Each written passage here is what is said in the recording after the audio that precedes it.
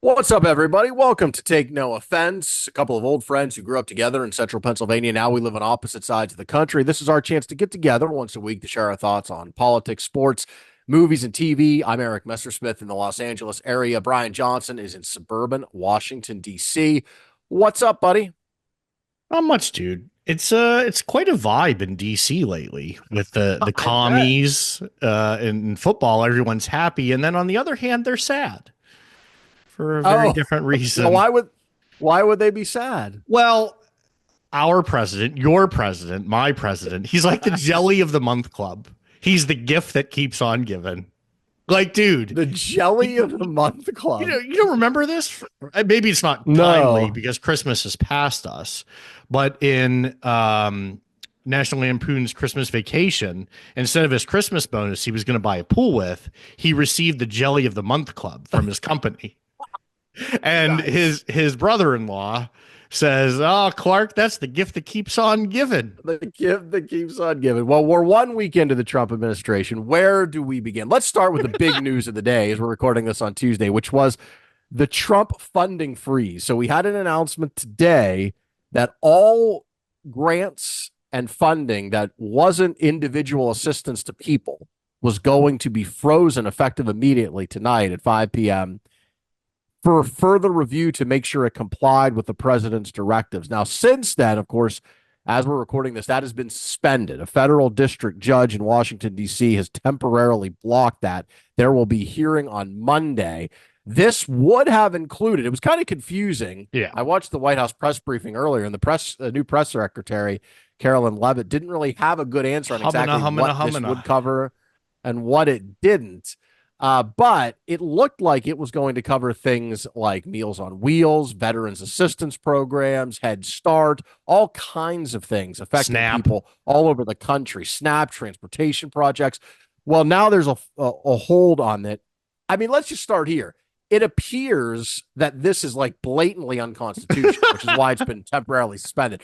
And so, in a way, I'm almost like this is just Trump throwing something out there to see what he could get away with, right? Yeah. Because I don't think there's any chance that this will stand. I mean, I know we have a very conservative court, but I don't think there's any chance this holds up in court. Like this was money already approved, already appropriated by Congress, signed into law by President Biden. There's real, I mean, I've been a while since I've read my Constitution. Congress has the power of their purse. When they appropriate money for a certain thing and the president signs it, that becomes law. I just can't imagine they have any legal justification for this. Yeah, I'm a beauty school dropout, just a lawyer on Facebook. And when I saw this, my first thought was remembering back to AP government and going, I don't think this is how this works. This is just another example like when Trump first came into the office and he was trying to give the DOD direction through Twitter when it was Twitter, now X at the time. I think part of that is in play. I think part of it is he said he was going to do this, and this is a review of like where all the money goes. Well, there's a time and a place for that, and this isn't how this mechanism works, but it is an interesting effort. And I will say, in the man's defense, it will be an interesting public review of where our tax dollars go. Yeah, I mean, they're going to do a review. The review is appropriate to do before you That's approve right. the next batch of money, which That's will right. be coming up later this year. It's not when the money's already on the way out the door, literally to feed children and build Right. roads and do all kinds of things, house veterans. I think, look, and on the one hand, this is this today was the first time the Trump administration, he has done so much in the first week with Yeah. executive actions, executive orders, pardons. He's thrown so much at everybody that I think there's almost this effect of it's hard to really grab onto. And you and I talked about this last week when Yeah. we really focused on the J6 pardons, which to me was the egregious thing. And then a lot of the other things were kind of, either not that important or in some cases I even like them. I Yeah. have a list actually of things I actually like that he did. You know what? I'll, I I'll get think to the later. audience deserves that list. I have a list. I I do, really do. but I think it's important to remember that when we have all this stuff going back and forth, that this was the first day it really felt chaotic to me, the Trump administration. Hmm. And if you remember back to 2020, I know it was a long time ago. That was, I think, primarily the reason he lost is a general sense of chaos, of a lack of control, especially when it came to COVID, but it was Yeah. far from just COVID. And to me, this felt like that. And I know they tried to clean it up and they tried to say that it wasn't actually what it looked like, but come on, we all know what it was. And they were stopped by the courts. So on the one hand, I think it showed what the Trump administration could be if it goes off the rails. This was a hint of it today. But I also think it shows you, like, before we push the panic button, everyone who maybe doesn't like some of these things, there's a pretty big silver lining in here. First of all, the courts blocked it right away, as they did, by the way, with the birthright citizenship executive order, blocked almost right away. I think in both of those cases, there's almost no chance, even with this conservative Supreme Court, that Trump will ultimately prevail. So it just kind of shows you there is still a check, that still is there on Donald Trump. And also in Congress, they haven't really pushed back as forcefully as they could, but I think that would be nice too. Yeah, I heard a good bit from Chuck Schumer today. And, politics aside, I mean, he is one of our more established legislators at this point. And his comment was basically what you said, like, what is this? Like, this is not how this works, man. So I think, it's going to take the Schumers and folks like that, to your point, to like really push back on this, because I mean, there are probably a lot of people who don't know. I mean, I would imagine that there are people that like, this is great. I mean, does anyone like paying taxes? Not really. But more than not wanting to pay taxes, it's like, I think there is a lot of people that complain about how the money is spent. And that just goes back to my original comment about how a review is not out of order. No. It's just not the way this is done. The mistake critics would make would be to jump on things like Doge, which to me is fine. It's an outside group. I don't know that they'll actually be able to accomplish much, but let's look at everything, right? But I think today was a very good lesson for everybody that most federal spending, either directly or indirectly, helps people. Oh, yeah. That's why it's there. And so I think what today did is it laid that bare. People were panicked because, if you run down the list, first of all, they exempted things like Medicare, Social Security, which are our biggest expenditures. But then all these other things, like I said, Medicaid, SNAP, Head Start, veterans benefits, all that stuff. Now, does that mean every dollar of the federal government is perfectly spent? Of course not. Carolyn Levitt pointed out today, $50 million for condoms in Gaza. I don't know if that's true or not, but if it is, that seems crazy. It seems excessive. We can cut out the condoms for Gaza. We can cut out even things like NPR. I think you can make a very good argument there shouldn't be taxpayer dollars for NPR. I actually support not giving them taxpayer dollars. But what we're talking about with all of these things that you probably would have public support to get rid of, what today showed you is, and I think what the major problem the Republicans are going to run into this year is that's a fairly small slice of the pie. If you really want to cut spending in any substantial way, you have to cut things that will really hurt people that people depend on. And that's the rub. And that's why it's going to be very difficult. Today was just a preview of things to come, because today wasn't even really a real cut. It was just, well, maybe we'll freeze it for a little bit, and then it was take a look quickly. At it. Right, maybe we'll take a look at it, but it wasn't actually any cut. When it's concepts of a plan. Concepts of a plan. When they actually try to start to do the real cuts, which are coming later this year, most likely in a big, what's called a reconciliation bill, accompanied by probably massive tax cuts, that's going to be a tough thing. So in terms of the argument of the merits, I think, legally it's dubious. It shows you that these programs actually matter. But a broader argument, and this is not just a Trump criticism. If you study American history, Article 1 of the Constitution is not the president, it's the legislative branch, because that's what the founding fathers thought would be the most important branch of government. And it was, by and large, for most of the 18th century. And in fact, the president was actually too weak then. We needed the president to be a little bit more assertive. But what happened was, starting with Teddy Roosevelt and then accelerating with FDR and on, presidents just started taking more and more and more and more power. And Congress often was cool with it. They're like, well, yeah, let the president do it. We don't want the responsibility. And so this is what you're seeing here is Trump is like the ultimate Oh of yeah. taking advantage of any crack. So he sees these cracks that have built up over time, and he's just like, well, let me grab the power here, let me grab the power there. And what can stop him? Well, public opinion can stop him, and I think you saw some of Yeah. that today with the pushback. The courts can stop him. You saw that today as well. And what should be stopping is bipartisan pushback in Congress. The problem is when the House and Senate are controlled by the same party as the president, their partisan loyalties override their concern for the legislative branch, which is what they should be worried about. Although I did see today Chuck Grassley, because another thing Trump did is he fired, I think, 17 inspectors general. These are the people who are watchdogs in each agency to go after fraud and abuse. Yeah, they play a critical role. They do. The law requires a 30-day notice to Congress before they're fired. That did not happen.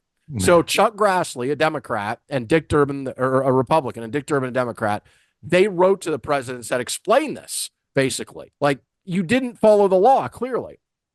So Trump is seeing what he can get away with. It's the same thing with firing these Justice Department officials the other day. He fired, I think, a dozen career prosecutors, not political appointees. It's unclear in the law if he can fire them. He did, but I think they're going to end up suing, and we'll see if they win in court or not. But we are in the period where he's seeing how far he can push it before there is pushback. And Sounds to me, like a this teenager. is a really this is exactly what it is. This is a really critical time for the Trump presidency, because if he doesn't get that pushback, I don't think he's going to stop at this. Yeah, I just wanted to point out that, obviously a lot of people are affected by this, but a lot of businesses are affected by this as well. Myself personally, I do, seven figures or more a year in federal grants that are specific to my job. And a lot of my clients reached out to me to ask me, like, hey, can I still spend this money? Long story short, the way it works is the organizations have to put the money forward. So if they get a grant for, say, $150,000, they have to put that money out into the world to pay vendors like myself. And then when the projects are completed, they go to the federal government to get reimbursed for that funding. So if you have several projects in progress and you're a customer, and we're not talking about, huge, these are nonprofit organizations. A lot of times they're houses of worship. Other times they're private schools. People who rely on federal grants and donations and other things to, stay afloat. They're a not-for-profit business. They play huge roles in the community. I mean, I don't think I need to get into that. These are community-based organizations. And if there's a freeze or funding can't come through, it's going to have a huge impact on them. Like, as a business, I'm fine, right? I've already been paid. Like, I'm cool. But you can imagine $150,000 can go a long way in some of these places. So it was pretty scary for them. I thought it was interesting in the particular case that I'm mentioning is that this was for a program, not to bore you to tears with it, called NSGP, which is the Nonprofit Security Grant Program under UASI, where Trump actually expanded the program. Sorry, is that acronym UASI? Did I hear that correctly? UASI, UASI. Okay. Just wanted to clarify that. No, thank you for clarifying. It's an important clarification, and I'm glad you made it. But my point being is that you totally threw me off with that, dude. I'm sorry, with the UASI. Well, you can't say something like that and expect that I won't comment on it. So here's the thing. I say like UASI child all the time. So to me, I didn't even make the connection there. Maybe I did at one point, but it's become so dominant. Anyway, my larger point was that Trump expanded the NSGP program while he was in. He doubled it. So why on earth would you freeze spending on something that you approved to expand? And I think it's also important to understand that the politicians do play a very critical role in some of these smaller programs. Like, they seem small on the whole, right? We're talking about, stop it. I know I said on the whole. You don't have to interrupt me again with that. We're talking about trillions of dollars, right?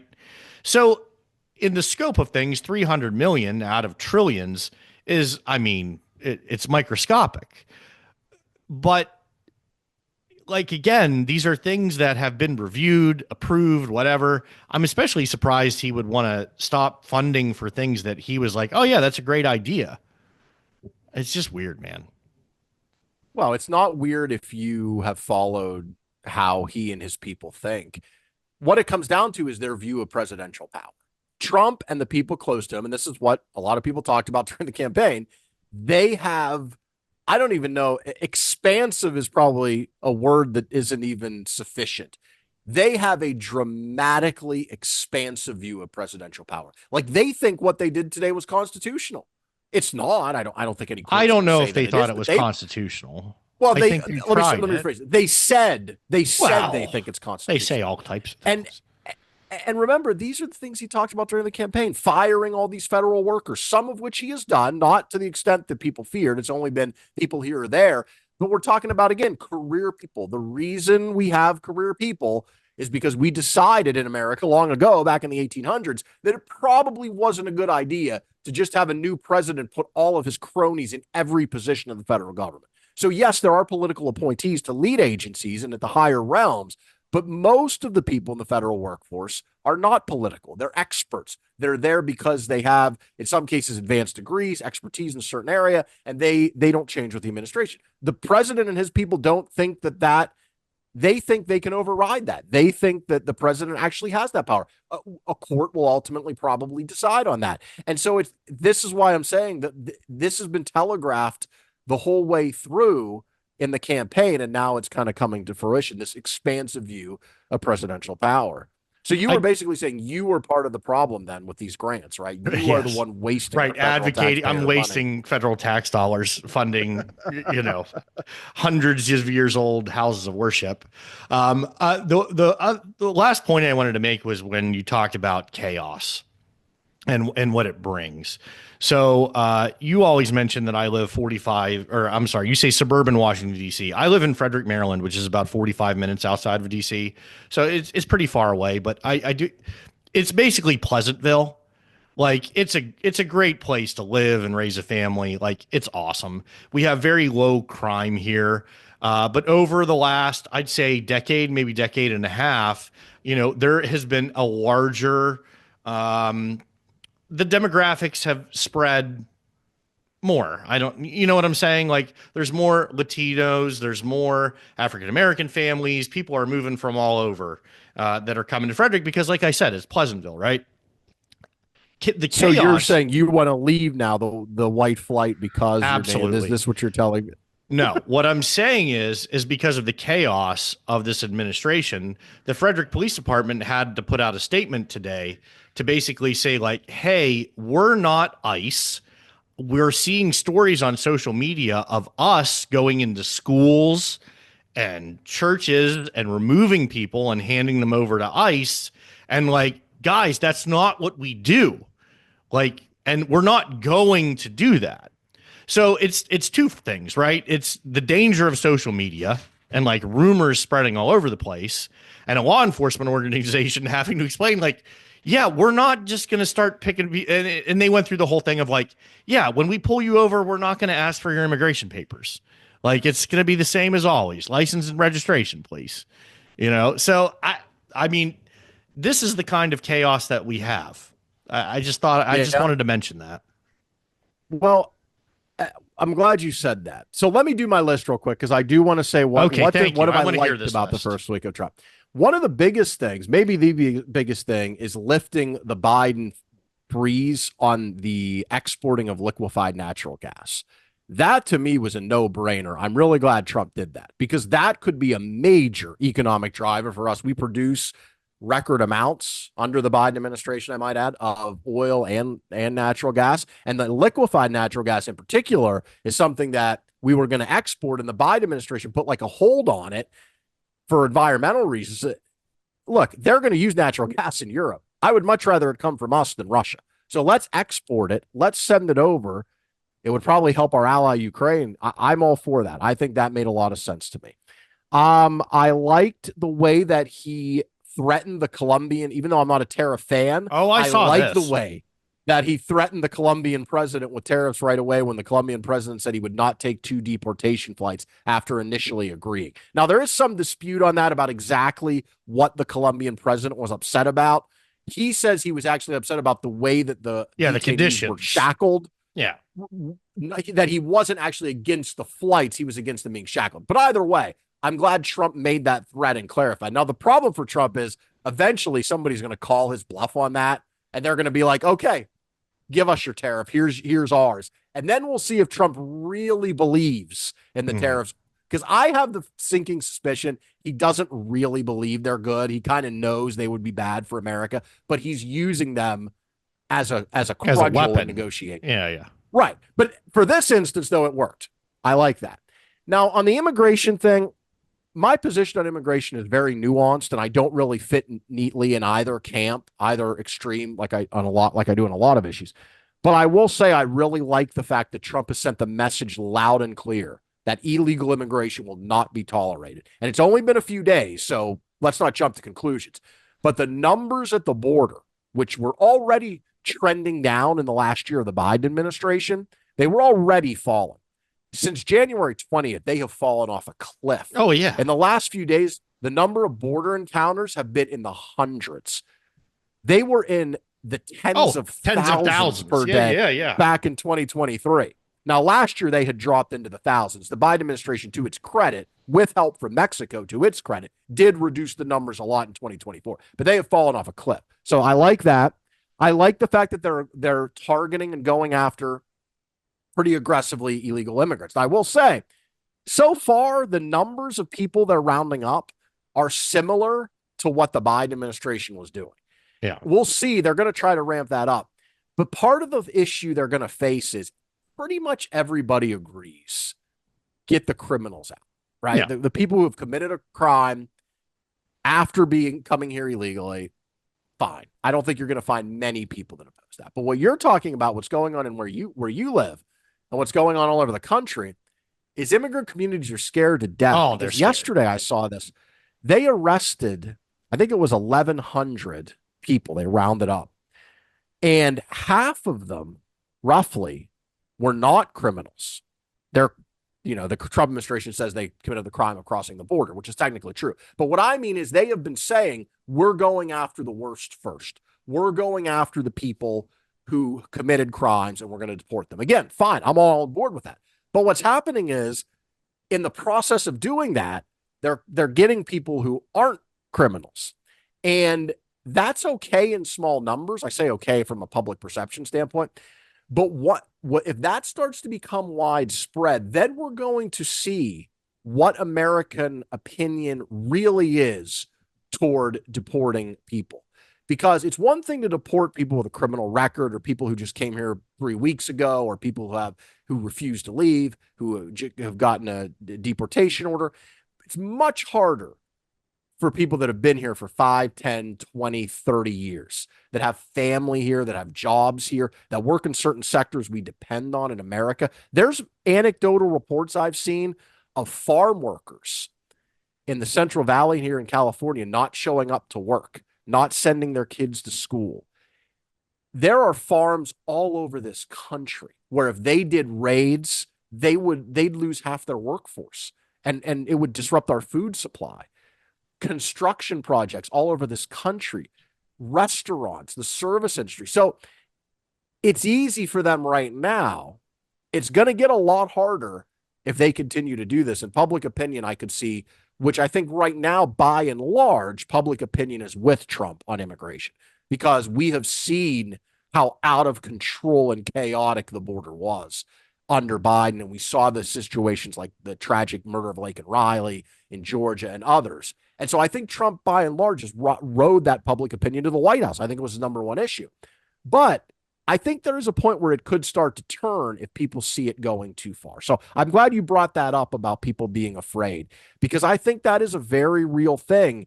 And Americans will feel that eventually if it affects food supply, if it affects construction, if it affects the economy. A large part of we've had incredible economic growth. I know the economy's not been perfect. I know prices have been high. We came out of COVID like gangbusters compared to other countries. I mean, our economy's been growing at 3+%, incredibly low unemployment, massive number of jobs created. A lot of that's been driven by immigration. Our birth rate is low. Our native born population is not increasing. We're below replacement level, actually, in birth rate. A lot of it's driven by immigration. If we start seeing not just a crackdown of people coming into the country, which they've frozen all of that, but also we start deporting millions and millions of people, that could have a negative economic impact. So I think it's complicated for Trump, and I'll be interested to see how he navigates it. But by and large, I think he's doing the right things on immigration right now. I will not be supporting him, though, if he starts pulling out people who have been here for a very long time and have kids who are American citizens. I just don't think I don't think that's right. I think we should do a comprehensive immigration reform that gives those people some type of legal status. But I don't think Trump's really into that. From a law enforcement perspective, illegal immigration is incredibly frustrating to deal with. I've worked with ICE a lot over the years, certainly in my 30s, much more on an academic level. But as a young police officer, I would experience it all the time with traffic accidents and other crimes where, people don't have identification, they don't have insurance. We would have bilingual officers on duty just to like communicate and do the interviews, and people are being housed in local jails, and there's no real way to identify who they are or where they're from. Some people settle in, they have, jobs and things like that. Just a very quick anecdotal story. I remember I had someone who I believe to be, based on their inability to even produce a driver's license or any valid credentials and driving a vehicle that was not registered to who they were telling me that they were, you would reach out to immigration enforcement and say like, hey, like, I'm pretty sure this person is here illegally. Like, I mean, this is the early 2000s. It was post 9/11, Patriot Act, whatever. This is how we did business. And, basically they were not interested. So I reached out to ICE and I said, hey, I have an individual there, at the, the local jail. And they were like, yeah, we don't have the resources to come out for one guy. And I was like, Yeah. Okay. And part of it is a resource issue. I'm 22 years old, man. So I'm a young guy. And so, dude, I just went over to a local construction site and I called ICE and I said, hey, I have 40 illegal immigrants here. Like, is that enough? And they asked for my name and my badge number and everything else. Dude, I got read the riot act. Like, oh, wow. Like I was doing something crazy. But my experience at that time was, I'm not talking, of course, there's the side of like gangs, MS-13, all these things that, again, to your point, is incredibly nuanced, that are part of the bad part of illegal immigration. And so that statement from the Frederick Police Department, like, I appreciate that, but that's not every police department in America. I guarantee you, dude, there are sheriffs, because it's an elected position, that are going to posterize this stuff. And so if the immigrant community should be scared, they should be. Yeah. Because it's going to be used, like I said, by these local yokel sheriffs who got elected in, and they're going to hold people up as props and say, look at us and what we're doing, voted for us again. Well, and the interesting thing for Trump is he has the leverage now to do something lasting on this issue, but I don't think he'll use it. Like, you could see a world where Democrats have moved a lot on this issue. He could now get a large comprehensive bill that would be mostly on his terms. I think he could probably get that through the House and Senate. If he provided some type of legal status for the Dreamers, for people who have been here a long time, he could probably get in return massive amounts of border security. He could get permanent changes to the immigration law. Because remember, everything Trump has done so far, literally everything, except for the pardons, those are permanent, can simply be overturned if in January of 2029 by Josh Shapiro or Gretchen Whitmer or whoever the president is, if it's a Democrat. To get it lasting, he's got to pass legislation. And I think he would have a chance to do that. Yeah, man, what did you make of the military executive orders? Did you see those? As a former military man? I didn't. Educate me, sir. I would love to hear it. Man, I can't keep up. I So told you this before. Between slaying it's the hard to dragon keep and up. kids, I mean, there's so much. The military executive orders, I'll be Googling while you're talking, but please inform me. There were several. So barring trans people from serving openly in the military, which is roughly 14,000 people. I And was then going to say it has also, to represent a very small part of the military. yeah, building, authorizing the Defense Department to begin constructing what he calls an Iron Dome system, but really, like Israel has, but really it's a much more advanced than that. It's more like Can we the Star Wars system that Ronald Reagan can we wanted in go the one by 80s to one? shoot down. Yeah, let's go one by one. What do you think about the trans ban? I feel like they represent a very small part of the military. I would find it hard to believe that there are a lot of Green Berets or Navy SEALs or United States Marine Corps snipers who are transgender. But if they are and they can do the job well, I don't really understand that one. I would if now this is I'm projecting here, but and again, forgive me if there is a transgender Navy SEAL, like great. I think that's fine. I don't think that the young people that are currently serving in the military really care. I think what young people in the military, and I'll only speak for myself as a United States Marine, care about is like, if I get hurt, can you help me? And if Yeah. the answer is yes, dude, I don't care if you got a penis or a vagina or both. Like, get me out of here. So that I I feel like I know why he did it. I'm sure there's support for it, but I don't think, and I'm speaking for the young people in the military, I don't think it's on the whole, it's a stop it. I don't think I I said on the didn't say whole. anything. I don't think it's a big deal for those folks. Now, to me, this just seems unnecessary. Like Yeah, I agree with Republicans on some of the trans things, and particularly like trans girls yeah, playing yeah. girl sports. But I think this seems you have a recruiting issue. The big story about the military recruiting in the last few years. Now, it last year it's a little bit better, but it's been down, down, down. Of They're course, throwing extra money at it. They're trying everything they can, and now you're going to take away 14,000 people, roughly. that's a lot of people, I'm sure some of whom have very important positions, and I think a and lot of them are probably good at their jobs. right, they could be translators. There's all kinds of jobs they could have, and now you're going to take them out of the military just simply because they're trans. It seems mean and unnecessary to me. Yeah, I You don't would have think to it's show yeah. me. You would have to show me documented evidence that it affects negatively the cohesion of units in order for me to even consider something like that to be Yeah. legitimate. All right, this The one, next one. Brian, the other one banned DEI programs. It barred the Pentagon, armed forces, and related educational institutions from promoting or advancing, quote, un-American, divisive, discriminatory, radical, extremist, and irrational theories, including suggesting the U.S.'s founding documents were racist, sexist, or pushing gender ideology. Can I give you a funny one? Which is Trisha is doing a middle school dance party for like the kids Trisha's at this. Brian's wife. Oh, thank you for those the clarification. if you're not one of our 3 regular listeners, just You always FYI. say that. There's so much many more than that. I have the data. Anyway, so it was basically asking the kids like what you want at the school dance. Dude, there were 3 kids that said they wanted American flags at their school dance. Don't you find that a little odd?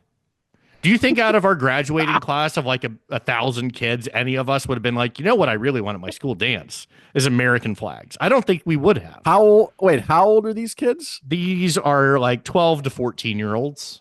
Oh yeah, there's no way their parents filled that out. But Or my they're in the point Trump is into what you're administration. saying. Like it doesn't have anything to do with DEI, but like this thing about like unpatriotic, like un-American, it just screams nationalism, man. Like I don't think we should have DEI. Like it, I think the best person should get the job. That's what I really think. Right. I think there are certain things like college admissions where there should be certain types of diversity, equity, inclusion, but like in the workforce, like don't you just want the best people? Absolutely. When you know. Trump says merit, these positions should be given based on merit. I totally agree with that. I My agree with problem with that. some of the problem with the DEI stuff to me is what do you mean by it? That's all. Right. Because Yes. DEI is one of these Subjective. terms that has come. it's come to mean everything, and so it means nothing. If you mean by DEI not using merit to determine positions, then I I'm on 100% board. support you getting rid of it. Absolutely. But I don't know, like just from this text, suggesting our U.S. founding documents were, quote, racist, sexist, or pushing gender ideology. The Constitution, our founding document, describes Black people as three-fifths of a person. For counting apportionment for Congress. I don't know how you cannot say that's racist. Of course it's racist. So Right. if you say you can't teach there's racism in the Constitution, I really don't even know what you're talking about. Dude, I can't. Like, I'm getting so mad. Like, you're talking and like, this is, to your point, this is the problem I have with it, right? Like, that is just not true. Like, right. Inherently, it's racist not even on its face. Right. Like, this isn't some big crazy thing. Like, what are you talking about? Like, people own slaves. That's racist. Right. Like, what are you saying? And look, you and I have discussed this before. I'm a huge founding fathers person. I love the founding fathers. I think it's wrong to judge them based on the standards of our time. And that, yeah. Love the Constitution. Love all those documents. Good job, guys. No girls. Two things can be true at the same time, right? They can also be racist. Or all right, sexist. The other one, which actually, or sex, I did like this executive order that, yeah, that's the other thing. It literally says in there to vote, you have to be a white landowning man. I mean, right. So that's what I'm talking about. When you say you don't like DEI, I generally probably agree with you. Like, I don't like radical gender theory. I don't like the anti-racist theory. So I'm with you on a lot of this stuff. But when you take it to an extreme like this, I mean, it was interpreted originally to lead to the elimination in the Air Force training of references to the Tuskegee Airmen, the Black. That's insane. Yeah, I saw that, actually. They quickly corrected that. The other one, which I actually did agree with this one, is Trump is trying to set up I mentioned this earlier, a Star War. If you remember Reagan in the 80s, I do. Kids, he wanted to do something that was a missile defense system that became known as Star Wars, cost a ton of money. They had to scrap it. And if you look at these missiles that China and Russia are developing and how they can cut across the globe at hypersonic speed, I definitely don't think it's crazy that we should be rapidly trying to develop technology to shoot these things down, which is essentially what he's doing. So that one I'm totally down. The problem with that is going to be the same problem that Reagan ran into, is like the cost. Right. Because especially it's one thing to put an Iron Dome over Israel, which is roughly the size of, Connecticut, but it's going to be much more difficult to do over, I don't know, the United States of America. That's pretty big. Oh, and then this doesn't apply to the military. Well, I guess it does technically. It applies to all federal workers. This one is just happened in the last few hours. Apparently, they are going to offer every federal worker, which is roughly 2 million people, payouts to resign. So they will get, if they choose to take it, it's not they're not firing anyone. No. They're going to offer federal workers a deadline of February 6th. And by that date, they have to decide if they want to take this deal. The deal is you will get 8 months of pay and benefits. If you don't take the deal, you will have to return to the office. So that's kind of a fork in the road moment for federal workers. Either return to the office or take the buyout. I don't know if I have a huge problem with this one or not. I like that they're at least offering the buyout. I'm cool with that. I generally do like making people return to work. I will say I do think there are probably a lot of federal workers who maybe live in rural areas far from offices who probably do a pretty good job. Yeah. And it probably wouldn't be a net gain for the federal government to lose that employee. But on the other hand, I don't like the waste of having these unused buildings. And I know this is hurting DC. I know the mayor of DC is talking about this. I have a whole thing on this one. Massive buildings. Yeah. So what do you think on this as someone who, goes, you spend a lot of time in DC? Yeah. Well, look, I want to lead with, between my wife, Trisha, and I, we are incredibly biased because our livelihood really does depend on people going places.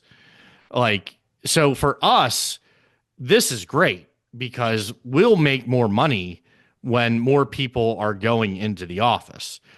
However, my experience during the pandemic and remote work was basically the people who were very productive at their job and great employees, they were pretty much very productive at their job and great employees when they weren't going into the office. And the people who were terrible, they were terrible when they worked from home. Like, why is that shocking? Like Right. their productivity had little to do with where they were. It didn't matter if you were remote, if you were in an office. So I'll just sum this up by saying the conversation that I had with her was thus that Trump's background is in commercial real estate. It's what he does. It obviously people going anywhere benefits him tremendously. So I think if you just base it on that, that could be reason enough. And I'm sure he has friends in commercial real estate. But dude, it really is a huge deal to occupy these buildings. People were not paying their leases. The pandemic was a disaster. Like, that's no one's fault. Yeah. And Right. what was done, what was necessary. But what we really did find out is that people can be incredibly effective remotely. Like, I Okay. have remote employees in my business. I work in DC. We're not a huge company. I have remote employees in Boston and Florida. They're awesome because they're Yeah. not doing jobs that require them to be anywhere. So as a business, Right. why would I want them to occupy space somewhere? I don't need Yeah. to see them every day. Like, dude, it's a data-driven type of thing. I can see what they're doing all fucking day long. Like, Yeah. it's either I there think, or it's not. It's a zero-sum game. So I think remote work and this whole thing is basically it's driven by commercial real estate. and if you want the best people, some of those people, that could be the difference on whether they take the job or not. And we want They're the all best going to get people working hired. for the government. Right. But And that's the so thing that people don't I, understand is like the best people that work remotely, Google, big companies, Apple, like places like that, if their company that they're at says you got to come in the office and they can't make it, dude, they are going to scoop these people up. And the biggest one is not just in like engineers and things like that. It's going to be in sales because there are people that are amazing at sales that never leave their home all day long and sell tens of millions and hundreds of millions and billions of dollars of stuff. So if their work says you got to come back, they're going to be yeah. like, yeah, right. They'll take their business elsewhere. One more thing on Trump. This is just kind of a funny one. So I don't know if you saw this news today, but Jim Acosta, who was during the Trump administration Jim. CNN's White House correspondent, Sure. now hosting a show. He signed off the air today. It was his final show on CNN. They reshuffled their lineup. They offered him the midnight to 2 a.m. slot, and he turned it down and decided to leave instead. So Trump wrote on True Social, "Wow, really good news. Jim Acosta, one of the worst and most dishonest reporters in journalistic history, a major sleazebag, has been relegated by CNN fake news to the midnight hour, Death Valley, because of extraordinarily bad ratings and no talent. Word is he wants to quit, and that would be even better. Jim is a major loser who will fail no matter where he ends up. Good luck, Jim." He's so shallow, dude. Like, dude, so just petty. the pettiness of that. Dude, okay. Like, look, hold on. I know it's funny, and I know you read it to be funny, but it is funny. Can we have it's also petty for a second? He's the president of the United States of America. That is unfathomable. Why on earth would he care?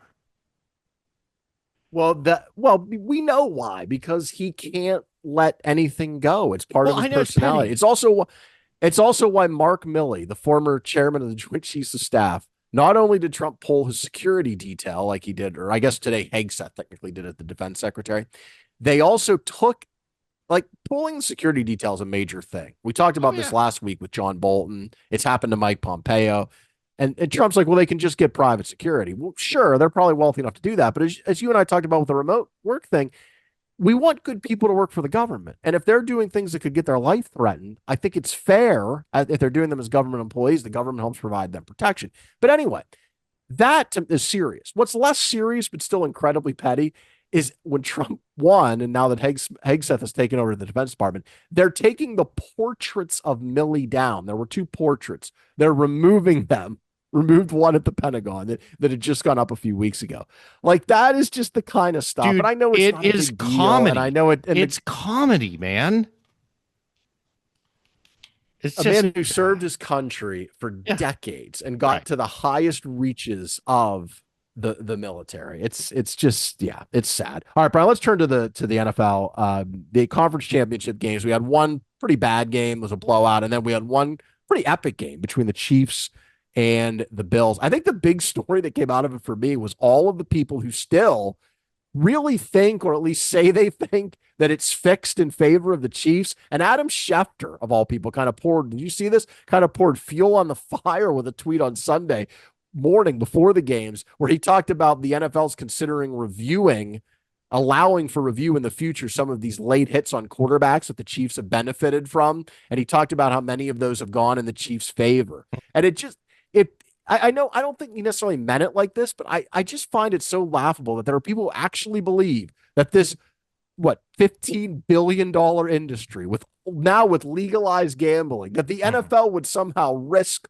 all of that, not to mention the lawsuits they would face in order to fix the sport to let the Chiefs win. Like I can't believe that people really think this is happening, but they do. This is the explanation. So my son, Sebastian, came home and I was like, how was school? And he was like, Dad, all my friends say that the Chiefs cheated and that it's scripted and the NFL wants them to win. And I said, your friends are morons. And I gave him the exact same explanation that you just did, which is that the idea that you would risk a $15 billion a year industry because you like Patrick Mahomes is preposterous. It's like it's just so far gone, but it feeds into, because here's the thing, and this is what happens is like the information goes out, and when I say information, I mean like a tweet goes out that the NFL is rigging it for the Chiefs, and some people believe it, but I also believe there's a large swath of people who are like, well, this is hilarious and ridiculous, and I'm just going to keep doing it to watch the craziness ensue. And then it spirals into a thing. Like that's what happens.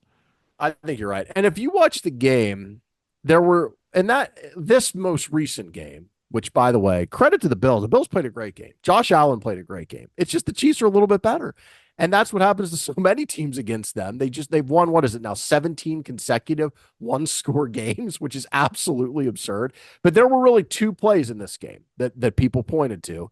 One of them was, I think, in the first half when the Chiefs threw up that pass to Xavier Worthy that initially looked like it was intercepted, but then it looked like Worthy came down with it. That was a 50-50 play. I actually thought they got it right. I thought initially the Bills defender had more of the ball, but by the time they got to the ground, I thought it was 50-50. And 50-50, the tie goes to the receiver. You know what's funny about that is I thought it was an incomplete pass. It could have been. Because the ball hit the ground. It could have been an incomplete pass. The ball hit the ground. So I think it was a very close call. But there was a penalty on that play. So the Chiefs would have gotten a first down regardless. Mm-hmm. There was a penalty against the Bills. They declined. Then on the fourth down, right, scripted penalty. Then on the 4th and 1 that Buffalo had, which was early in the fourth quarter, where the line judge on each side, they ran in with different spots. And they ultimately on replay confirmed the spot was just short of the first down. I think the fact that both of those guys standing on the sideline saw it differently, one saw it past the stick, one saw it short, shows you how freaking close that was. And on replay, I couldn't tell exactly where the ball was.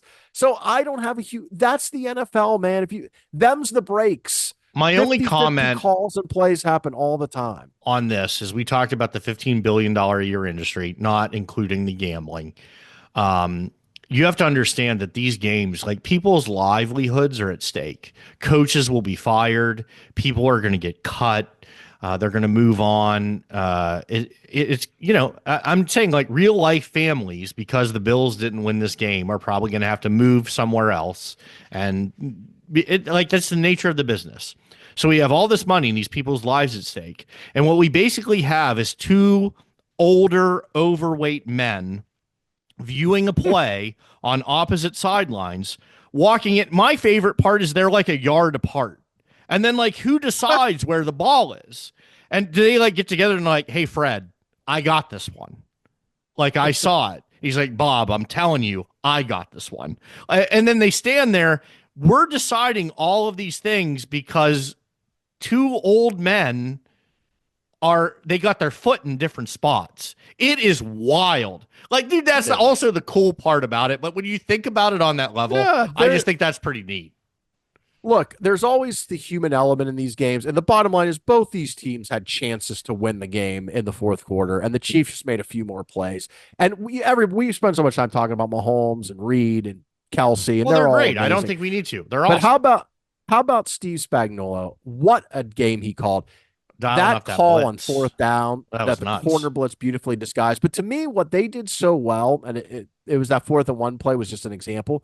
They made all of those 3rd and 1 or 2 or 4th or 1 or 2 that Buffalo had throughout the game. They made them really hard. Buffalo still converted some of them, but in a lot of games, and they'll get a real test against the Eagles with the tush push, when it gets to 3rd and 1 or 4th and 1 and teams have a good running quarterback like Jalen Hurts or Josh Allen, it's essentially automatic that they're going to get it.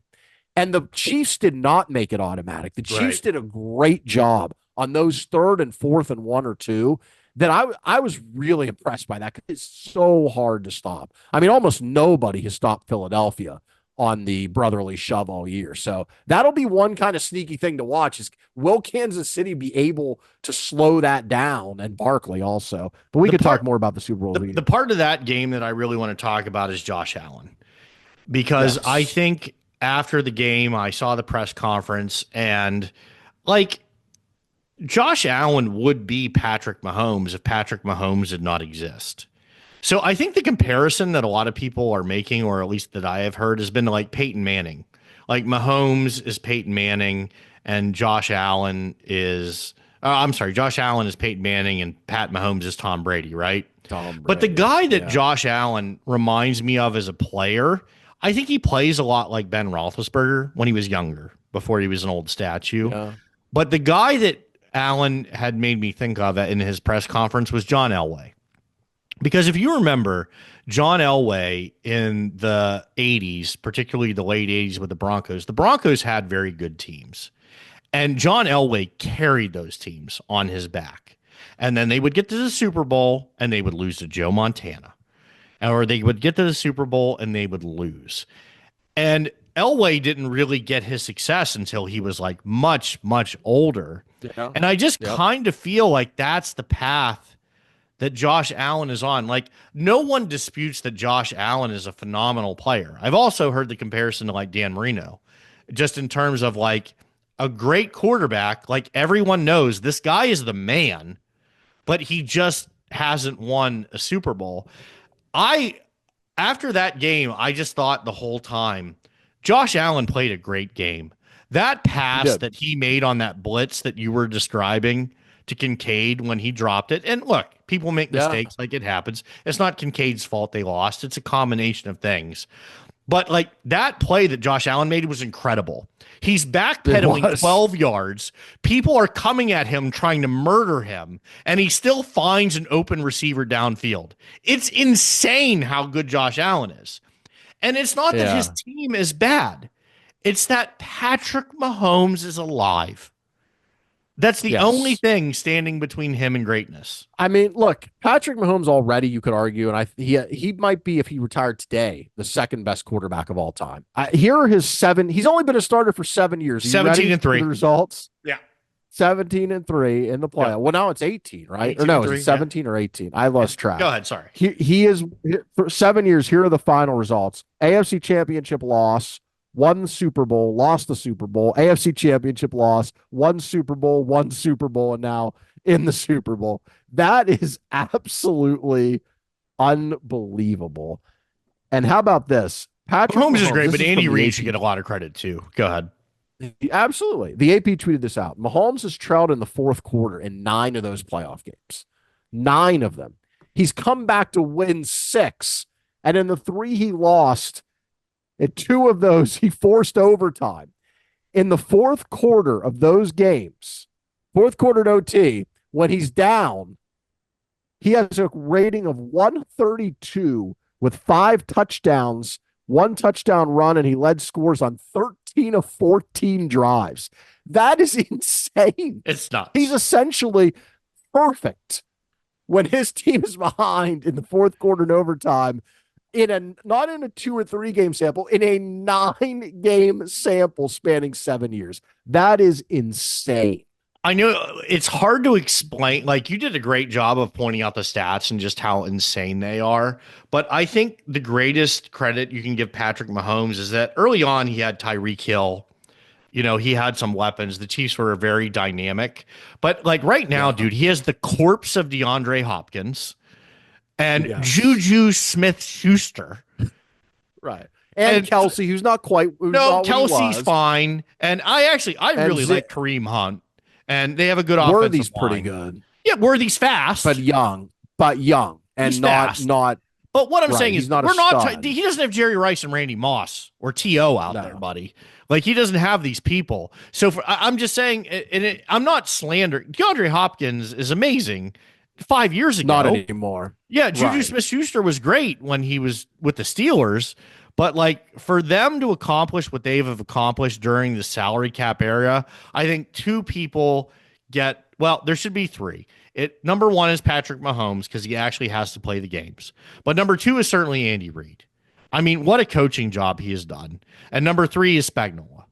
Like, Spags has been tremendous. Like, it's not hyperbole to say if they win, this is the greatest run in the history of the NFL. It's the greatest dynasty in the history of NFL football. It would be 3 straight Super Bowls. It would be 4 championships in 6 years. 6 years. Sorry. 6 years. Plus a fifth, another one where they appeared in the Super Bowl. That's amazing and unprecedented. By the way, one last stat. I saw a Schefter tweeted this out, talking about how good Josh Allen is and how sad it is in some ways. Yeah, it is. He and Mahomes have faced each other 9 times. Patrick Mahomes and the Chiefs have scored 245 points in those 9 games. Josh Allen and the Bills have scored 240. So they've played 9 times and a total spread of 5 points. But of course, in the biggest ones in the playoffs, Mahomes finds a way. All right, Brian, let's talk about TV movies. You saw Landman, the Paramount Plus show. I do not have Paramount Plus. Should I get it to watch Landman? You should, but I'm going to start with my biggest issue with the way television is done now. When I finished the season, I was so mad there was not a second season. Like, I think I am angry that I watched Landman because I'm going to have to wait 2 years for season 2. We are so conditioned and we are so spoiled to just watch things until their ultimate conclusion that it's a real challenge for television programs to do it this way. Because I'm sure they're going to get rid of shows at some point that were great because they're like, well, no one watched it. Well, there's going to be people like me who don't watch. Let me know when you're done. When you have the full story and it's all out there, I'll watch it. But until that time, I don't give a crap about what you're producing. You're laughing, but I feel like there's a lot of people that are like me. Maybe. I am not like you at all. Like, I have no problem watching a season of a show and then waiting until the next season. I can't. I don't understand this need to consume the whole thing. I need to eat one it, Eric. Sitting. I do. Like you're, dude. like I've you're watched The Sopranos 3 slob. times. I am. I'm admitting it. I am a gluttonous slob. I need it, and here's why. Because Landman, first of all, it's a Billy Bob Thornton vehicle. It also stars John Hamm. It has Demi Moore. It has the lovely Ali Larder. And we even get a cameo from Andy Garcia towards the end. I love Andy Garcia. So top-notch cast. But 80% of the show is the magical Billy Bob Thornton. I don't know if he's going to win an Emmy. I don't know if he'll be nominated. But for me, and this is my opinion, I'm not a film and television critic. I never claim to be an expert. It is on par with Bryan Cranston's performance as Walter White. He's that oh my good. God. It's high that's praise. Some high praise. As a show, and I'll land this plane, I promise. As a show, it's an interesting look at oil production and our the need that we have for oil. I mean, that's they slap you in the face with that, and I'm not sure why. But like, yes, everyone fundamentally agrees that we need oil, and we just need it. Like we're addicted. Got it. Good. Um, but I think it's a really interesting look into what they call the patch, which is where the oil production is made, how dangerous that job is, how it kind of works. Obviously, there's cartel involvement. It's hyperbolic. Like it's a television show. So of course it's over the top. But it is an interesting look into the workplace and those relationships. John Hamm plays the owner. Billy Bob Thornton effectively is like, an executive vice president or the general manager of this small oil company. I would highly recommend it, dude. I give it a solid 9 out of 10. Oh Um, wow, that's you're you into know the me, Tyler dude. Sheridan verse now. What Uh-huh. I don't just Are you willy gonna go? nilly give out high ratings. No, you don't. Are you gonna go watch the other Tyler Sheridan shows now that you have Paramount Plus? Are you gonna get into Yellowstone in 1883 or whatever it's called in 1942 or those other shows When they're done, when when there they're aren't any done? more. Yellowstone. I Yeah, think I know Yellowstone is Yellowstone. I actually don't think done. So Coster's coming back. I like no. Paramount Plus actually, as Okay. a channel in general. I think they're doing a very good job with their original programming. I My frustration with Paramount Plus is I don't know what I pay every month. I think it's like $7 or $8, but they have commercials. And I wanted to Oh, say I told Trisha I'll pay $15 and not watch commercials. Like if it of costs me an extra course. $60 a year, but so there are commercial breaks like in the show, and I don't love Oh, that. wow. So you can't, there's no tier you can, that's interesting. All the Yeah, other I would services have pay for the tiers you can pay tier. for without ads. I'm willing to Yeah. bet there is a I did not tier, and know that. Trisha's just telling me there's not. I think that's probably what happened. In order to save the $7 a month Right. I think and that's to what's spite happening. you. Yes. Just like, because, dude, when I'm watching the show and the commercials come on, I'm almost like, I almost bail. Like, and not to Yeah. bring it back to the NFL, dude, when individual games are on and there are commercial breaks, I want to die. Like, it I actually mute the hurts me. commercials. My wife makes fun of me because I mute the commercials when No, I'm I agree watching with an you. NFL game. And I'm on my phone. I don't want to hear it. I don't want to Yeah. see the same Modelo commercial 15 times. I'll just scroll X until the game's back on. Yeah. But as it relates to Paramount Plus and Landman, it is a 9 out of 10. If you can tolerate, I mean, it's not excessive. I mean, there's maybe 4 minutes of commercials during the entire like Oh, yeah, one I can hour deal with that. episode. It's not terrible. Um, you got to watch it, dude. I mean, I haven't watched I'm anything being you recommended to me yet, but I would recommend this to you. All right, it's on my list. I got to start watching things again besides politics and football. Any final thoughts this week, Brian, before we get out of here? I'm good, man. I got out my take about immigration, which is what I really wanted to focus on tonight, and people being scared. And no one, I shouldn't say no one, that's too definitive, but I just like people to know that I empathize with them because it is incredibly scary if you are brown or black and you have an accent. Even if you've been here for, you immigrated legally and you have kids, I feel bad for your kids. And I don't know, man. I hope it means something to someone because it's fucked up. That's my Well final said. thought. All right, that'll do it for this week. For Brian Johnson, I'm Eric Messersmith. Thank you for being with us. We hope you enjoyed the show, but if not, please take no offense.